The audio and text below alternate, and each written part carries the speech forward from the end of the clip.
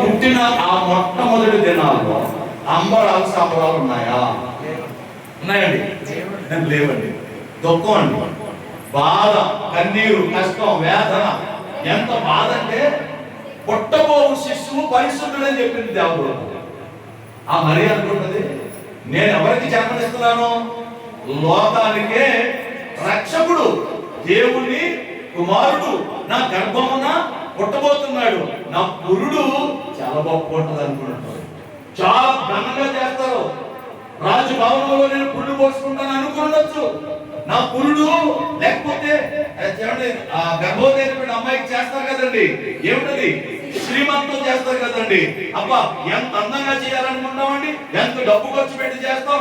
అలాగునా నన్ను ఎంతో ఘనపరుస్తారు, నా పురుడు ఎంత గొప్పగా ఉంటుంది అనుకున్నాడు వచ్చండి. కానీ నిజానికి ఆ పురుడు సమయములోనట ఆయనకు జన్మనివ్వడానికి ఆ యెరూషలేములో బెత్లెహేము పట్టణంలో ఆ పల్లె ప్రాంతంలో ఏమి లేదంటండి, చోటు లేదంటండి.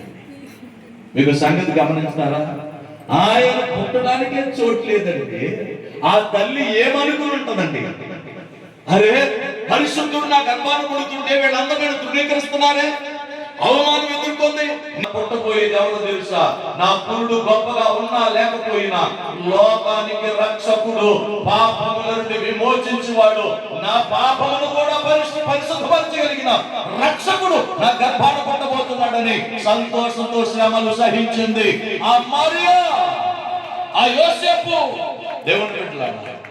అందుకే ఆ కుటుంబానికి నేను ఏం పేరు పెట్టానంటే ద హోలీ ఫ్యామిలీ, పరిశుద్ధమైన కుటుంబం. యోసేపు నీతిమంతుడు, మరియా పరిశుద్ధురాలు, ఆ గర్భాన్ని పుట్టిన క్రీస్తు పరిశుద్ధుడు. దేవుని బిడ్డలారా, అంత గొప్ప కుటుంబం ఆ కుటుంబం. ఆ కుటుంబములో పుట్టినటువంటి, ఆ కుటుంబం నుండి వచ్చినటువంటి క్రీస్తు ప్రభువారు, దేవుని బిడ్డలారా, ఆయన జీవితంలో గొప్ప కార్యాలు జరగడానికి కారణం ఏంటో తెలుసండి. ఎందుకు ఆయన పుట్టాడు తెలుసండి?